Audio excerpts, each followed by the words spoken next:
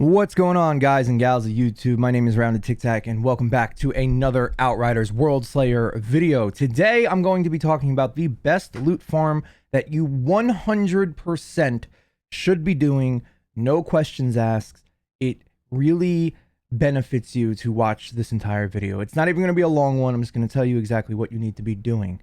If you happen to watch my intro to the game, my first look video, which, let's be honest, only like 1,500 people did, I said that if you are not properly geared going into Worldslayer, you are going to be in for a rough time in a good way. That's what I kept saying. That the content that they provided for us is, in fact, quite difficult.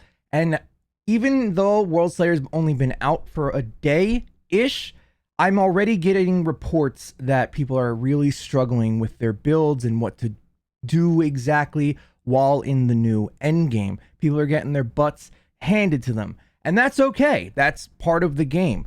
Some rooms are a lot easier than others, and you might as well have the best bang for your buck while doing the new endgame. Tarya Gratar. Terrible name, by the way. So bad. It sucks to say. But I'm going to show you guys something that they don't announce. I'm not 100% sure if it's supposed to be in the game, but it is. And you might as well use it while it is in here because it really benefits you and helps your farming. The last boss, once you get to him and once you can beat him comfortably, or even if you can't and it's a struggle, you might as well get the best bang for your buck while you're there. So this is your spoiler warning. If you haven't made it to the end of Tarya Gratar, I'm going to be showing the last boss fight here.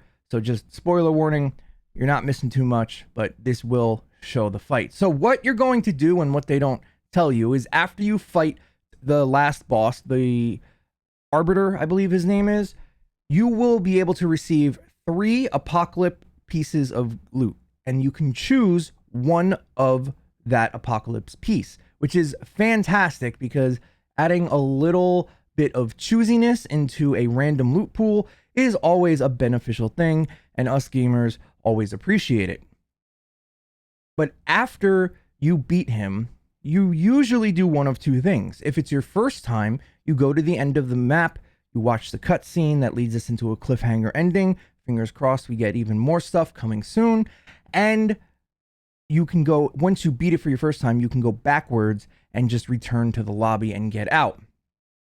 What they don't tell you to do is you can press escape, go to return to lobby, and depending on how many times you died during your run, if you didn't die at all, you can reload into the map for the final boss fight and fight him again, get his loot drop again, and get the 1 of 3 pick he drops again.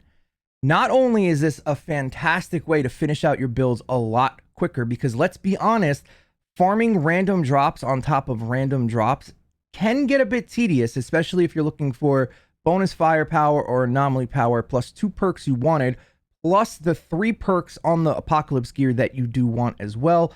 Let's just say I'm about 110 hours in, and I finally finished one build. One build out of all the builds you can run. I think I just finished one, and that video will be coming soon. So you just load out, you load back in, you fight him again, and it's the best way to improve your luck at getting more gear. You can see me doing it in the video right now. Lastly, this is actually a really good way to get your ascension level up. It does absolutely nothing for your Apocalypse gear, especially once you get past 30, but your ascension level, it actually gives you a nice chunk of XP every single time you do it. So make sure you're doing this and getting the best bang for your buck. I think that's the 4th time I've said that this video, but it's early in the morning, so bear with me. Make sure you're doing it, getting the best gear you possibly can with the best chances you can get for said gear.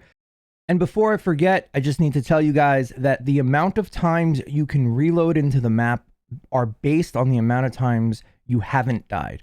So when you load into Tarya Gratar, you have 4 full attempts to beat the entire thing. You can take breaks, you can return to the lobby, but you have 4 lives per se. If you make it to the end boss with all 4 lives, you can reload into the boss and farm him 4 times. Then you have to redo the entire Tarya Gratar. So if you only made it with 1 life, you can farm him 1 extra time, but even then, it's still 100% worth it. and just enjoy the game, guys. If you guys have any questions or want to check me out live, I'll be live today at twitch.tv/roundedtiktak.